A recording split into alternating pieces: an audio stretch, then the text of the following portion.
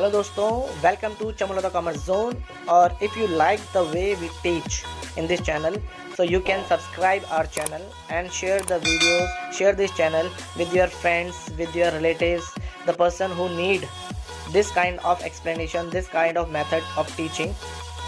Thank you. Hello बच्चों, अब हम करेंगे 7.2 का अपना सेकंड पार्ट स्टार्ट करते हैं, जिसमें हम क्वेश्चन 10 से लेकर 20 के बीच में क्वेश्चन करेंगे। ठीक है, आई होप आपको 1 से लेकर 10 तक जो है वो क्वेश्चन समझ में आ गए हो, और अगर उनमें कोई डाउट है तो आप मुझे बोल सकते हो, मैं आपको दोबारा समझा दूंगा। ठीक है, तो अभी हम स्टार्ट करते हैं अपना सेकंड फेज, जिसमें क्वेश्चन नंबर 10 आपके सामने ये रहा बच्चों, तो इंटीग्रेट करना है। राइट, तो सबसे पहले साफ साफ दिख गया है कि डिनोमिनेटर में है ना, तो 1/x minus under root x. Numerator में कुछ नहीं है, कांस्टेंट है। डिनोमिनेटर में फंक्शन, तो डिनोमिनेटर में सोचेंगे कुछ ना कुछ कॉमन आएगा। ऐसे ही क्वेश्चन पहले भी आया था, है ना, तो वहां पे हमने दिमाग लगाया था। तो डिनोमिनेटर में क्या छोटा दिख रहा है, ये x है, ये अंडर रूट एक्स है, यानी कि अंडर रूट एक्स है, तो अंडर रूट एक्स आपने कॉमन ले लिया, तो यहाँ अंडर रूट एक्स बच गया -1। कैसे बचा, under root x into under root x is equal to x होता है ना, यानी कि पावर हाफ, ये भी हाफ। अगर इसकी पावर हाफ है, इसकी भी पावर हाफ है, दोनों मल्टीप्लाई होंगे तो पावर ऐड हो जाएंगी, ये तो सबको पता है। तो आंसर x की पावर 1 आ जाएगा, है ना। तो वो चीज की हमने यहाँ पे, ठीक है बच्चे। अब देखो आगे, अब क्या करेंगे, अब यहाँ पे दो फंक्शन है, एक ये रहा, एक ये रहा, एक ये रहा और एक ये रहा। तो अब आपने देखना है किसका डेरिवेटिव क्या होता है। ठीक है, तो अब यहाँ पे रफ में थोड़ा सा आप हाथ चला सकते हैं। एक अंडर रूट एक्स है, एक अंडर रूट के एक्स -1 है, ये पूरा एक साथ है, ये अलग है। ठीक है, तो अब इसका डेरिवेटिव, ये एक साथ है बच्चों, तो इसका डेरिवेटिव ये तो नहीं हो सकता। अंडर रूट एक्स का डेरिवेटिव आप सबको पता है 1/2 रूट एक्स होता है। राइट, तो ये भी अंडर रूट एक्स -1 है, इसका भी डेरिवेटिव 1/2 रूट एक्स, ये माइनस नहीं है, ठीक है, ये मत समझना माइनस है, ये होता है। तो यानी कि देखो, इससे ये चीज आ रही है, ये अलग है। अगर मैं इसको भी 1/, में देखूं, इसको भी 1/, में देखूं, तो किसके डेरिवेटिव में मुझे क्या मिल रहा है, इसके डेरिवेटिव में ये मिल रहा है, इसके डेरिवेटिव में भी ये मिल रहा है, बट ये जो है और ये दोनों सेम है, और ये इससे मैच कर रहा है। 1/√x, 1/√x, कांस्टेंट को तो फर्क नहीं पड़ता, तो इससे मैच कर रहे हैं। यानी कि मेरा एफ जो है वो ये वाला पार्ट है, इसको मैं टी पुट करूंगा और ये मेरा गायब हो जाएगा। तो यानी कि इस वाले पार्ट को मैं टी पुट करने जा रहा हूं। ठीक है, मैं दोबारा से लिख देता हूं आपके सामने, ये सेपरेट हो गया था √x, और ये ब्रैकेट में √x -1। तो मैं इस वाले पार्ट को टी पुट करूंगा, ये पूरा पार्ट मेरा गायब। √x का डेरिवेटिव 1/2 रूट एक्स, 2 कांस्टेंट है, उसका फर्क नहीं पड़ता। √x मेन फंक्शन, कांस्टेंट पे फर्क नहीं पड़ेगा, मेन वेरिएबल इफेक्ट होना चाहिए, वेरिएबल आना चाहिए। तो आपने क्या कर दिया, √x -1 को आप टी पुट कर दोगे, डेरिवेटिव कर दिया 1/2 root x is equal to dt/dx। मुझे चाहिए 1/√x, मेरे पास ये है, और dx, तो ये dx इधर लिया है, बाकी dt इधर ही रहने दिया, और कांस्टेंट को इधर लिया है। तो यानी कि क्या हुआ, 1/√x dx की वैल्यू क्या आ गई बच्चों, 2 dt आ गई। इसको t माना था, है ना, इसको t माना था, तो इसको t माना है, तो अब इसके हिसाब से क्या हो जाएगा, i इज इक्वल टू, इसको बाद में करते हैं, पहले इसको देखते हैं, 1/t और ये dt। अब आप बोलोगे सर ये 2 dt था, तो जो कांस्टेंट होता है वो बाहर आ जाएगा। ठीक है, क्या किया, 1/√x dx, 1/√x dx, ये दोनों की वैल्यू मल्टीप्लाई में, चाहे बीच में कोई भी हो, है तो मल्टीप्लाई में, तो इन दोनों की जगह क्या आ गया बच्चों, 2 dt आ गया, 2 बाहर ले लिया कांस्टेंट, dt को dt की जगह पे। अब ये आपके सामने है, इसका इंटीग्रेशन आपको पता ही है, 1/t क्या होगा, log t प्लस c। ठीक है, अब आप क्या करोगे, t की वैल्यू पुट कर देंगे। t क्या है, t है √x -1 प्लस c, ये आपका आंसर है। ठीक है, समझ में आया। तो ऐसे हम दिमाग लाएंगे, मेन क्या था, दिमाग लगाना था, x √x था, कॉमन आया, यहीं से आएगा, बात खत्म। ठीक है, क्वेश्चन नंबर 12, ये क्वेश्चन देख के बहुत बच्चे डरते हैं। एक तो इसकी पावर 1/3, इसकी पावर 5 मल्टीप्लाई हो रहा है, सर समझ में नहीं आ रहा, ये x³ है, ये x5 है, दो फंक्शन मल्टीप्लाई तो दिख रहे हैं, बट डेरिवेटिव ये ओपन है, सिंगल है, ये ग्रुप में है, कंबाइन हो रखा है ना, पैक है, तो इसका डेरिवेटिव ये नहीं हो सकता, क्योंकि पावर 5 है, ये पावर 3 है, और इसका डेरिवेटिव तो ये वैसे ही नहीं है। तो बहुत सारी चीजें हैं सोचने के लिए। अगर आपको नहीं करना है तो बहुत सारे एक्सक्यूज, बहुत सारी टेंशन सोच सकते हो, और जब करना है तो आप सॉल्यूशन सोचोगे सीधा। दो फंक्शन मल्टीप्लाई में चाहिए, डेरिवेटिव में एक जब वेरिएबल होता है तो एक पावर बड़ी होती है, एक छोटी होती है। अच्छा, ये पैक है, तो ये पावर हाफ है, तो ये तो डेरिवेटिव होगा नहीं, क्योंकि ये पैक है, इसकी पावर 1/3 है, तो इसके चांसेस तो बहुत ना के बराबर है कि किसी का डेरिवेटिव होगा। तो जो इंडिपेंडेंट है, अकेला है, मतलब देख रहे हो यहीं से निकलेगा। तो अगर यानी कि ये डेरिवेटिव नहीं, तो यानी कि इसी में से मुझे निकालना पड़ेगा जो किसी का डेरिवेटिव होगा, और अगर वो किसी का डेरिवेटिव होगा तो वो इसका होगा। तो अभी तक 2-3 क्वेश्चनों में हमने देखा है, एक पैक चीज थी, एक अनपैक थी। तो पैक वाले को हमने टी पुट किया था, √x+2 बाहर x था, पैक वाले को हमने टी पुट किया था ताकि बाहर वाला गायब हो सके। तो यानी कि ये हिंट यहीं से मिल गया बच्चों कि आप इसे ऐसे देखोगे, x³ -1 1/3 x5 dx। तो अगर मैं इसको टी पुट करता हूं, x³ का डेरिवेटिव क्या होगा, x² में होगा, पावर कम हो जाएगी। तो यानी कि मेरे पास x की जो पावर 5 है, इसको मैं ब्रेक करूंगा, तो ये हो गया x³ -1 की पावर 1/3। अब इसको ब्रेक करूंगा, एक x² एक x³ में, तो दोनों सेम हो गए। ठीक है, दोनों क्या हो गए, सेम हो गए। तो अब जो पैक वाली चीज है उसी को टी पुट करूंगा, x³ -1 को मैंने टी पुट कर दिया। क्लियर है, टी पुट कर दिया तो डेरिवेटिव क्या होगा, 3x² x³ का 1 का 0 t का dt/dx। अच्छा, मेरे पास सिर्फ x² है ना, तो x² dx क्या हो गया, dt/3।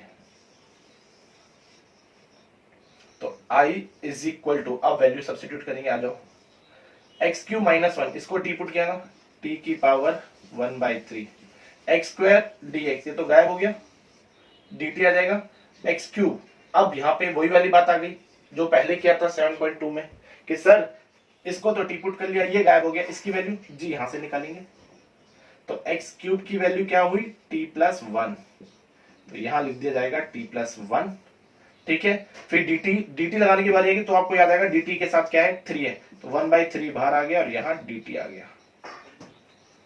समझ में आई बच्चों बात? तो बहुत ही आसान तरीके से हमने इसे कर दिया सिंप्लीफाई। क्या किया, दोबारा बताता हूँ, ये पैक था, ये अनपैक था। जब भी ऐसा होगा तो पैक वाले को ही टी पुट करेंगे, ये 99.9% चांसेस है, बहुत ही कम एक्सेप्शन है, बहुत ही कम एक्सेप्शनल है कि यस ऐसा कभी होगा। हमेशा पैक वाली चीजों को ही आप 12th के अकॉर्डिंग देखो तो पैक वाली चीज को ही टी पुट करने की सिचुएशन में होंगे। अब इसको ब्रेक करना है कि इसमें से निकालो कि इसका डेरिवेटिव हमें मिल जाए। तो हमने ब्रेक किया, पावर में x² मिल गया जो कि इसका डेरिवेटिव है, x³ दोनों पावर सेम है, तो यानी कि जब मैं इसको टी पुट करूंगा तो इसकी वैल्यू भी t की टर्म में आ जाएगी। तो यस हमने वही किया, इसको टी पुट किया, x³ की वैल्यू निकाल दी t की टर्म में, ताकि कुछ भी x ना रह जाए, सब t में आ जाए या गायब हो जाए। और ये गायब हो गया डेरिवेटिव करते ही, ठीक है, ये t में आ गया और ये t हो गया। अब क्या करेंगे, अब हम ब्रैकेट खोल सकते हैं, यही हमने पहले भी किया था। एक पहले अंडर रूट ये था, ये ओपन था, तो हम मल्टीप्लाई नहीं कर सकते थे, फिर अंडर रूट इसमें आया, ये ओपन हो गया, तब हम मल्टीप्लाई कर सकते हैं पावर में कन्वर्ट करके।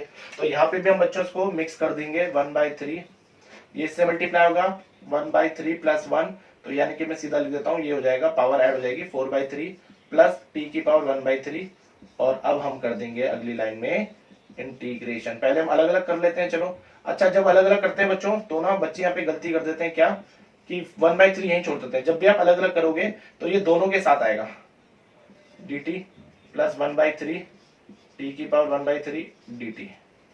अब आप इजीली इंटीग्रेट कर दीजिए इसका, कि 1/3 t की पावर रूल लग जाएगा, 4/3 + 1 डिवाइड बाय 4/3 + 1, ठीक है, प्लस में 1/3 t की पावर 1/3 + 1 डिवाइड बाय 1/3 + 1। तो आप आसानी से 1/3, ठीक है ना, इंटू ये 7/3 हो जाएगा, ऐड करते ही ये भी 7/3 हो जाएगा, ऊपर आके 3/7। दिमाग ऐसे लगाना, देखो कि जो चीज पहले सिंपली ज्यादा अपने स्टेप्स बचाने हैं, और ये t की पावर 7/3 है, प्लस 1/3 यहाँ ऐड होके 4/3 आ रहा, तो ये 3/4 और t की पावर 4/3। तो ये 3 से 3 कट गया, 1/7 t की पावर 7/3 प्लस 1/4 t की पावर 4/3। क्या यहाँ पे छोड़ दूं? नहीं छोड़ सकता। क्यों? क्योंकि क्वेश्चन x के टर्म में था, यहाँ पे भी x के टर्म में लाना पड़ेगा। तो 1/7 t क्या है, x³ - 1 की पावर 7/3 प्लस 1/4 x³ - 1 की पावर 4/3 प्लस c। तो बच्चों ये आपका आंसर है। ठीक है बच्चों, तो नोट कर लीजिए इसे।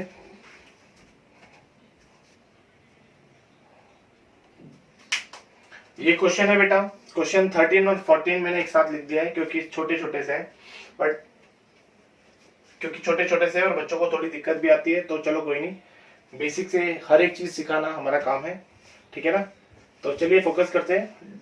अब ये क्या है बेटा, फिर से दो फंक्शन है, डिवाइड हो रहे हैं, तो सीधा सीधा ये अपॉन में ही है, तो इसमें थोड़ा सोचना पड़ सकता है, बट ये तो सीधा सीधा दिख रहा है, न्यूमरेटर में एक डिनोमिनेटर में। तो न्यूमरेटर एक्स स्क्वायर है, इसका डेरिवेटिव 2x होगा, तो वो तो डिनोमिनेटर में है ही नहीं। तो अब डिनोमिनेटर में क्या है, 2 + 3x क्यूब है, पावर ज्यादा कहाँ है, यानी कि उसी को डिपुट करना है भाई। x की पावर 3 और ऊपर x की पावर 2 है एग्जैक्टली, तो x की पावर 3 को ही तो डिपुट करोगे, क्योंकि x की पावर 3 का डेरिवेटिव x की पावर 2 होगा, x की पावर 2 का डेरिवेटिव x की पावर 3 नहीं होगा, है ना। तो हमें मिल गया, इसको डिपुट करना है, इसके साथ 3 है तो उसको भी लेना पड़ेगा, उसके साथ 2 है तो इस पूरे को लेना पड़ेगा, ठीक है। ऐसा क्यों कर रहा हूं, ताकि वो पूरी एक यूनिट बन जाए, ये मैं पहले बता चुका हूं।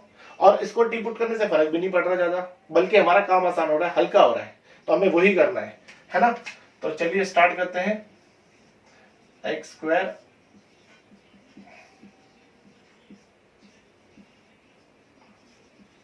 तो मुझे पता लग गया इसका डेरिवेटिव, मतलब ये वेरिएबल है मेन और बाकी कांस्टेंट है, तो इसको ले, मैं इसको पूरे को ले लूंगा ताकि एक यूनिट मिल जाए, ठीक है। धीरे धीरे आपको भी समझ में आने लग जाएगा कि क्यों एक ले रहा हूं, ताकि हमारा काम आसान हो रहा है। तो 2 + 3x क्यूब को मैंने t मान लिया, डेरिवेटिव करते ही इसका derivative 0 + 3x cube, derivative 3 3 9 x square dt/dx। मुझे तो सिर्फ x स्क्वायर dx चाहिए ना, तो ये लो x स्क्वायर dx dt/9, ये वैल्यू यहां से आ गई। अब हम क्या करेंगे जी, पुट करेंगे, x स्क्वायर dx गायब हो गया, इसकी जगह पे dt आ गया, और बाहर 1/9, ये पूरा का पूरा t हो गया, और ये पावर 3। तो अब देखो बच्चे, अगर मैं खाली x स्क्वायर को x क्यूब को t पुट करता हूं, तो मेरे पास यहाँ पे t नहीं होता है, मैं पूरा होता, उसकी होल पावर होती है, तो और वो हमें पता नहीं है, हमें तो x क्यूब पता है ना, x की पावर n का फॉर्मूला पता है ना, इंटीग्रेशन में क्या होगा, x की power n+1 divide by n+1। अगर यहाँ पे बोले 2x+1 की होल पावर n का फॉर्मूला बताओ, तो ये तो कोई बेसिक फॉर्मूला नहीं ना, तो आप अपने के लिए प्रॉब्लम क्रिएट करोगे, ठीक है ना। तो इसीलिए हम क्या कर रहे हैं, पैक करके चल रहे हैं, ताकि क्योंकि इसके ऊपर पावर है और मुझे पता लग रहा है इसकी वजह से पूरा गायब हो रहा है, तो सिर्फ ये बच जाएगा पार्ट जिसका मुझे इंटीग्रेट करना होगा। तो ये अगर एक यूनिट रहेगी, एक ही वेरिएबल में होगा, तो मेरे लिए आसान होगा, ठीक है ना, और बाद में वापस पुट ही कर देंगे इसे। तो इसीलिए हम ये करते हैं। अब क्या रह गया, इसको पावर को ऊपर ले जाओगे, t की पावर -3, और इंटीग्रेशन में वेरिएबल के नाम पे एक ही फॉर्मूला पड़ा है, पावर रूल, तो हम पावर रूल लगा देंगे, t की पावर -3 + 1 डिवाइड बाय -3 + 1, तो इसको हम क्या लिख सकते हैं, 1/9 t की पावर -2, तो ये हो गया बच्चे -1/18, और पावर नेगेटिव हो तो अपॉन में चला जाता है, तो ये 1 में t स्क्वायर हो गया।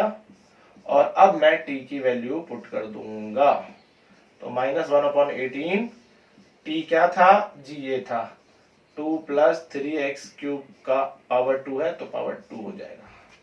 ये रहा आपका आंसर, ठीक है।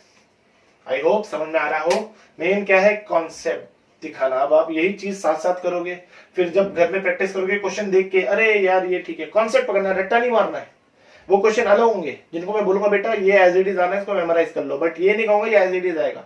यहाँ अपने कॉन्सेप्ट सीखना है, दिमाग लगाना कि दो फंक्शन क्या हो रहे थे, डिवाइड हो रहे थे, पावर मैंने क्या क्या बताया इसमें, पावर ऊपर नीचे, बड़े वाले को ही टी पुट करेंगे, छोटा वाला आएगा, छोटे वाले को टी पुट करके बड़ा नहीं आ सकता। तो ये बातें आपको दिमाग में बैठानी है, ठीक है। अब अगला क्वेश्चन है 1/x log x की पावर m 14। तो इसमें क्या दिख रहा है, देखो फिर से दो दिख गए, log x और 1/x। अब 1/x और एक है 1/log x, किसका डेरिवेटिव क्या होता है, 1/x का डेरिवेटिव -1/x स्क्वायर होता है, ये x का डेरिवेटिव 1 होता है, log x का डेरिवेटिव 1/x। तो आपको पता चल गया, log x को t पुट करूंगा तो 1/x गायब हो जाएगा, तो मेरे पास क्या रह जाएगा, t की पावर m। फिर मैं क्या करूंगा, यही करूंगा, t की पावर m है, इसको ऊपर लेके जाऊंगा, t की पावर -m हो जाएगा, -m हो जाएगा, पावर रूल लगाऊंगा, लास्ट में t की जगह वैल्यू पुट कर दूंगा। तो करने से पहले ऐसे अपने दिमाग को थोड़ा चला लें कि हाँ यार क्या दिया है, देख तो लूं एक सेकेंड, करने से पहले है क्या इसमें, ठीक है। तो चलो अब हम इसको करते हैं। सोच लिया हमने, हमारे लिए काम आसान हो गया, 2 सेकेंड हमने सोचा और हमें मिल गया, तो 1/x log x की पावर m dx, ठीक है ना। तो अब क्या करेंगे, मुझे पता लग गया इसका डेरिवेटिव ये है, तो यानी कि log x को मैंने t पुट कर दिया। अब आप बोलोगे सर इसके साथ कुछ, मैंने कहा इसके साथ तो कुछ है ही नहीं, ना प्लस है ना कुछ है, तो मैं इसको भी सोचता, ये अकेला है ब्रैकेट में, तो पूरे को ले लिया 1/x dt अपॉन dx, तो dx अपॉन x की जो वैल्यू है वो dt आ गई। ये बात समझ में आई। तो मेरे पास क्या रह गया, i is equal to dx upon x की जगह पे dt और नीचे t जो log x है उसकी पावर m। अब हम क्या करेंगे, पावर ऊपर ले जाएंगे, t की पावर माइनस m dt, तो जो अब इंटीग्रेट करेंगे t की power minus m plus 1 divide by minus m plus 1 plus c। अच्छा सॉरी बच्चों, यहाँ पे मैं c लगाना भूल गया था, समझाने के फ्लो में कई बार हो जाती है, हम भी इंसान है यार, है ना। बट डोंट वरी, आप ये मत करना, क्योंकि मेरे को पेपर नहीं देना, पेपर आपने देना है। हमारे टाइम पे क्या है, मुझे लिखना भी है, बोलना भी है और समझाना भी है। तो तीन में से एक चीज में गलती होती है, गलती रिटर्न में ही होगी, बोलने में नहीं हो सकती, क्योंकि ध्यान बोलने में आपने सुनना है जो हम बोलेंगे, है ना। तो लिखने में होता है, समझाने में भी नहीं होगी, क्योंकि समझाते हुए हमारा ध्यान फोकस रहेगा, हम सही से बोले, तो सारा फोकस जो गलती मिस्टेक होने के चांसेस होते हैं वो लिखने में हो जाती है। टी की वैल्यू क्या थी, log x,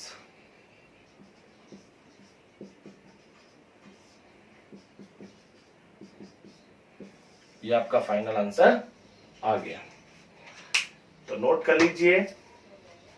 ये रहा बच्चों क्वेश्चन नंबर 17, देखो x अपॉन में e की पावर x स्क्वायर है।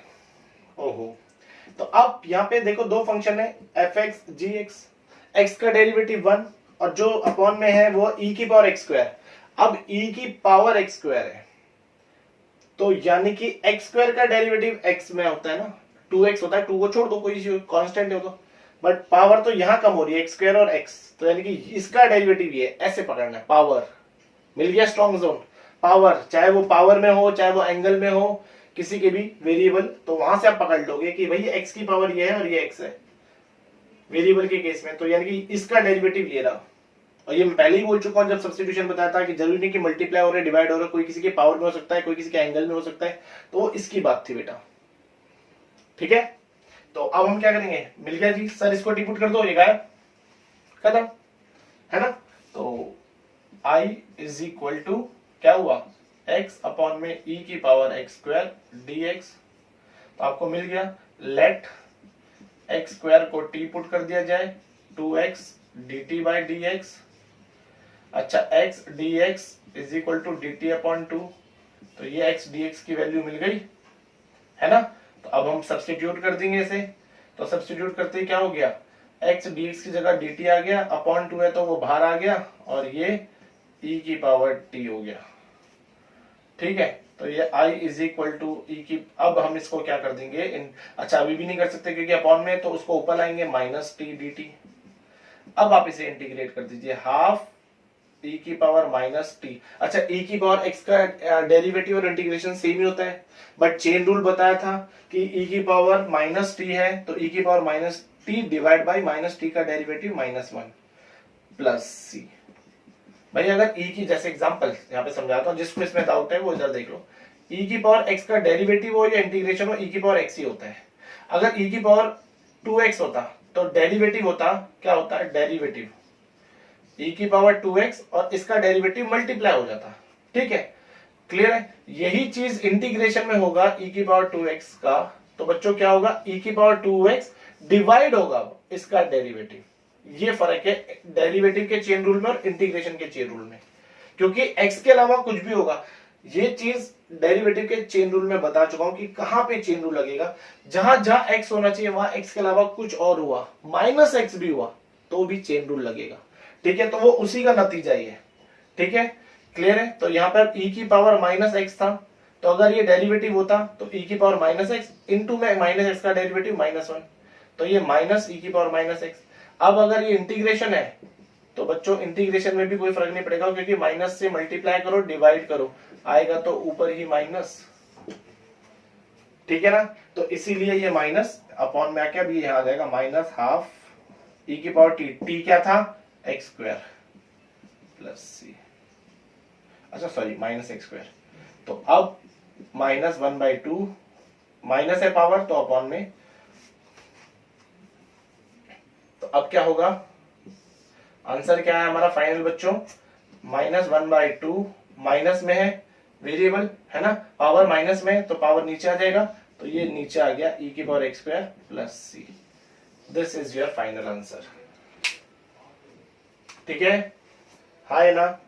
तो चलिए बढ़ते हैं अगले क्वेश्चन पे। अब यहाँ पे बेटा 2 क्वेश्चन है, एक मैंने अपने आप से दिया और एक बुक का है, तो एक मैं समझाऊंगा और एक आपने खुद करना है। ठीक है, क्लियर है। तो चलिए स्टार्ट करते हैं। इनवर्स आ गया जी इंटीग्रेशन में, इनवर्स यानी कि डेरिवेटिव वाला इनवर्स है। ठीक है, अभी कोई जब तक मैं नए फॉर्मूले नहीं बोलूंगा तब तक नए फॉर्मूले नए कॉन्सेप्ट का यूज ही नहीं होगा। और देखो पीछे से ही यूज करके बेसिक से ही हमने कैसे इजीली कर दिया। तो ये मेरा काम नहीं है पहले भर के फॉर्मूले बता दो, बच्चा पहले डर जाए, ओहो इतने फॉर्मूले कहाँ यूज होंगे। थोड़े फॉर्मूले पढ़े और अभी तक वही चल रहा है, देखो कैसे क्वेश्चन हो रहे हैं, है ना। तो ऐसे ही हम आगे बढ़ेंगे, तो जुड़े रहिए और करते रहिए।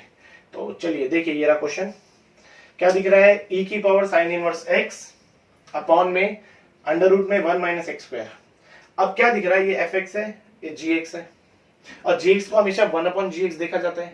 तो मैं देखूं, अगर मैं देखूं तो मेरे पास ये 2 है, एक है e⁻sin−1x इनटू में 1/√1 -x², ऐसे देखोगे।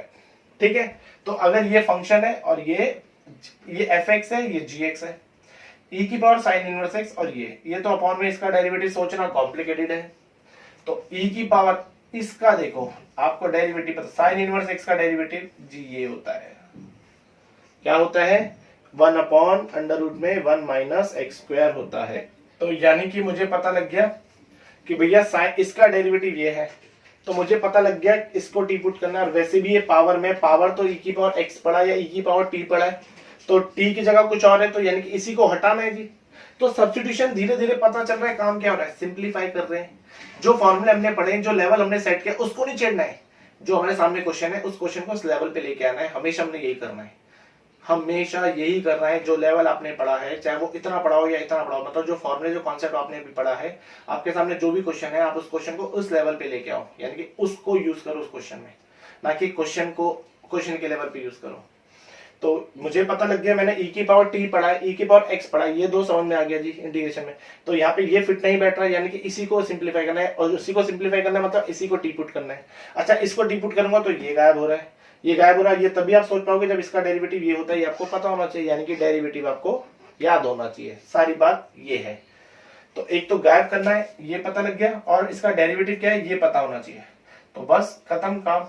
इसको मैं मिक्स कर देता हूं इसमें, dx। तो आई, अच्छा अब सब्स्टिट्यूट करेंगे, लेट sin−1x को t मान लिया जाए, तो इसका डेरिवेटिव होगा 1/√1 -x², और ये हो जाएगा dt/dx। ठीक है, तो अब क्या होगा बच्चों, अब ये होगा कि dx इधर आ गया, अपॉन में 1 -x² is equal to dt। तो ये dx अपॉन दिस, यानी कि ये वाला पार्ट हमें मिल गया, इसकी वैल्यू ये रही, और इसकी पावर में t आ गया। तो i is equal to e⁻t dt कर देते हैं, e⁻t प्लस c। अच्छा, t किसको माना था, e⁻sin−1x को प्लस c, ये आपका फाइनल आंसर है। तो समझ में आ रहा है बच्चों, धीरे धीरे क्या कर रहे हैं हम सब्स्टिट्यूशन में, क्या कर रहे हैं, जो बेसिक फॉर्मूले पढ़े हैं, मैं रिपीट कर रहा हूं, जो बेसिक फॉर्मूले पढ़े हैं हम क्वेश्चन को उस लेवल पे लेके आ रहे हैं कि भाई मैंने फॉर्मूला e⁻x का पढ़ा है, ये x तो नहीं है। और यही डेरिवेटिव में चेन रूल में सिखाया था मैंने कि जहां x नहीं होगा, जहां x होना चाहिए फॉर्मूले में, जहां जहां आपने x पढ़ा है वहां x की जगह कुछ और है, वहां चेन रूल लगना है। और वही काम यहाँ पे कर रहे हैं, देखो यहाँ x की जगह कुछ और है, तो उसी को हटाना है, यानी कि उसी को सिंप्लीफाई करना है। ठीक है, और उसी को टी पुट करना है। अच्छा, उसको टी पुट करके क्या आएगा, जो उसका डेरिवेटिव है, यानी कि वो आपको पता होना चाहिए, है ना। तो जाके पहले डेरिवेटिव को रिवाइज करिए। अच्छा, अब ये क्वेश्चन है, ये आपने खुद करना है, ये इसी के ऊपर है। यहाँ sin−1 था, यहाँ tan−1x है। अब आप बोलोगे सर ये अंडर रूट था, अंडर रूट नहीं है। अरे समझदार, वो उसी के डेरिवेटिव के हिसाब से दिया है। यहाँ अंडर रूट इसलिए था क्योंकि sin−1x का डेरिवेटिव 1/√1 -x² होता है। यहाँ अंडर रूट इसलिए नहीं क्योंकि इसका डेरिवेटिव में अंडर रूट नहीं आता है। तो आप इसे दिमाग लगा के कर सकते हैं। और अपने आप ही अगर मॉडिफाई करना हो तो 10 की जगह कॉस डाल दिया, नीचे 1/√, में डाल दिया, कॉसेक डाल दिया, सेक डाल दिया, उसके हिसाब से आप ट्राई कर सकते हैं। ठीक है, तो नोट कर लीजिए। तो बच्चों अब देखो ये क्वेश्चन है 2 इसमें क्या है कि 19th और 20th क्वेश्चन, इसमें बच्चे बहुत कंफ्यूज रहते हैं, ये याद नहीं रहता है।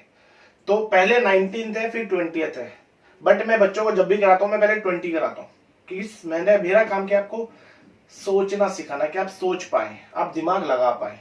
तो इसलिए मेरे को जो ठीक लगता है मैं पहले 20 कराता हूं। मेरे हिसाब से इससे भी पहले क्वेश्चन होना चाहिए, वो क्वेश्चन होना चाहिए ये कि e की power x plus minus e की power minus x divide by e की पावर x प्लस e की पावर माइनस एक्स। तो मेरे हिसाब से बच्चों सबसे पहले हम ये क्वेश्चन करेंगे, फिर ये करेंगे, फिर ये इसमें दिमाग लगाएंगे। ठीक है, तो अब इसको देखो, न्यूमरेटर और डिनोमिनेटर है ना, तो आपको क्या दिख रहा है, फंक्शन ऊपर है और नीचे दूसरा फंक्शन है gx। अगर मैं ऊपर वाले को टी पुट करूं, e की पावर x माइनस e की पावर माइनस एक्स को टी पुट करूंगा, तो नीचे वाला आ रहा है क्या, e की पावर x का डेरिवेटिव e की पावर x, इसका डेरिवेटिव क्या होगा, माइनस माइनस प्लस, है ना, आ रहा है। बट gx जब भी चाहिए होता है वो 1/, में चाहिए होता है, यानी कि क्वेश्चन बहुत सिंपल सा है, बस बच्चे e की पावर x देख के डर जाते हैं कि अगर fx को आप टी पुट कर रहे हो तो इसका जो डेरिवेटिव है ना, अगर आप fx और gx की बात कर रहे हैं, जो बच्चे नए हैं उनके लिए मैं दोबारा लिख रहा हूं, ठीक है, तो f डैश x जो है ना 1/gx होना चाहिए, राइट, ये बताया था मैंने। तो ये fx है, ये gx है, तो अगर मैं इसको डेरिवेटिव अगर मैं पुट करता हूं t, इसका डेरिवेटिव निकालता हूं तो 1/, में आना चाहिए, है ना। तो ये तो पॉसिबल नहीं है क्योंकि ये आएगा नहीं, क्योंकि साफ दिख रहा है बीच में प्लस माइनस है। तो अब मैं इसको चेक करता हूं कि अगर e की पावर x प्लस e की पावर माइनस एक्स को मैंने t पुट कर दिया तो e की पावर x का डेरिवेटिव e की पावर x, और यहां चेन रूल से माइनस e की power minus x dt by dx।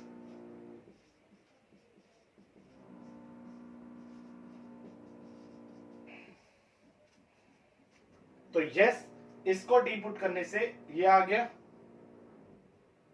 समझ में आ रहा है। तो इसको टी पुट करने से बच्चों, इसको टी पुट करने से ये आ रहा है ना। तो यस, हमें जवाब मिल गया, हम इसको टी पुट करेंगे,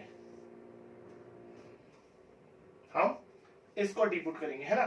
तो कर दिया हमने। तो अगर मैं इसको क्वेश्चन बना दूं तो मेरे पास 1/t आ गया, है ना। कुछ चेंज आया, नहीं आया, नहीं आया ना कोई चेंज, क्योंकि एज इट इज मिल गया। और फिर log t का मतलब e की पावर x प्लस e की power minus x plus c। ठीक है बच्चों, तो अब इसी नजरिए से इस क्वेश्चन को देखो, माइंड में क्लियर हो गया। सेम है, बस पावर सब में क्या आ गया, 2 आ गया। पावर जो आ गया वो क्या आ गया बच्चों, 2 आ गया। कोई दिक्कत नहीं, 2 के साथ ही, क्योंकि 2 तो हम कॉमन ले नहीं सकते पावर में, तो 2 के साथ ही आप टी पुट करोगे, 2 के साथ ही टी पुट करोगे तो दोनों में 2 आएगा, 2 कॉमन आ जाएगा, 2 उधर चला जाएगा, बस इतना फर्क होगा। ठीक है, एक बार देख लेते हैं कि e की पावर 2x प्लस e की पावर माइनस 2x को आप टी पुट करोगे तो ये चेन रूल के हिसाब से 2e की पावर 2x माइनस 2e की power minus 2x is equal to dt by dx। तो 2 कॉमन ले लिया, e की पावर 2x माइनस e की power minus 2x is equal to 1/2 dt, और यहाँ इसके साथ dx आ गया। तो ये पूरी वैल्यू अगर मैं यहाँ पे dx लगा दूं, अब तो कर सकता हूँ ना बेटा, 20वें क्वेश्चन पे, तो अब तो हम ये समझ सकते हैं, मेन कॉन्सेप्ट पकड़ना है। dx अभी लिख रहा हूँ, बाद में लिख रहा हूँ, ये तो अब आप कर सकते हो, है ना। तो ऐसे इसे कहते हैं इंप्रूवमेंट आना। आप करते रहो, इंप्रूवमेंट कैसे आएगी, जबकि यस मैं आंसर निकाल सकता हूँ, मुझे पता है। ठीक है, हम सीधा उस पर फोकस करेंगे जो नया है, पीछे की चीजों पे नहीं कि मैं आई लिखूं फिर से वो लिखूं। तो ये मैं आप पे छोड़ रहा हूँ इस वक्त। तो ये आ गया, तो सीधा क्या हो गया, dt बार 1/2 और नीचे ये t, खत्म। 1/2 log 1/t का इंटीग्रेशन अब तक तो क्लियर हो चुका है ना। तो इसलिए सीधा मैं लिख सकता हूँ क्या, log t क्या है सर, e की पावर 2x प्लस e की power minus 2x plus c। Same थे ना बच्चे, है ना। तो इसीलिए यहाँ पे आप कर सकते थे। अच्छा, इसी को थोड़ा सा मॉडिफाई करके ये बनाए, मतलब इसमें और इसमें सिर्फ एक स्टेप का फर्क है। तो आपका फोकस इसको देखो, इसको ना पहले ये बनाओ। कैसे बनाओगे, ये नहीं मान सकते तो ये बना लो, ठीक है, तो क्या बना सकते हैं इसको, हम ये बना सकते हैं जी, बना सकते हैं, डिवाइड कर दो बाय e की पावर x न्यूमरेटर और डिनोमिनेटर में, दोनों में। ठीक है, तो क्या होगा बच्चों, e की पावर 2x बाय e की पावर x माइनस में 1 अपॉन e की पावर x, e की पावर 2x अपॉन e की पावर x प्लस में 1 अपॉन में e की पावर x। तो अब इससे क्या होगा, पावर ऊपर e की पावर x माइनस e की पावर माइनस x और e की पावर x प्लस e की पावर माइनस x। तो मिलता जुलता क्वेश्चन दिख रहा है कहीं सर? दिख रहा है, ये रहा। तो समझ में आया बच्चों? तो मुश्किल नहीं था। तो अब आप 1 से लेकर 20 तक क्वेश्चंस को रिवाइज कर सकते हैं मेरे हिसाब से। ठीक है, क्लियर है? आई होप आपको मजा आया हो, समझ में भी आया हो, और आपको अगर अच्छा लगा है तो please press the like button and share this video with your friends, with your loving, with your known anyone whom you want to help। बात खत्म है ना? और जुड़े रहिए, अगले वीडियो में हम अगला पार्ट इसका कंप्लीट करेंगे। ठीक है, अब अगले पार्ट के लिए मैं आपको काम दे रहा हूं क्या, कि आपको एनसीईआरटी में जो 7.2 से पहले 4 फॉर्मूले एक बार उनको नजर रखना, और जो बेसिक फॉर्मूले थे एक बार उनको रिवाइज कर लेना। ठीक है, तो उतना ही मजा आएगा अगली वीडियो में आपको सीखने में। चलिए।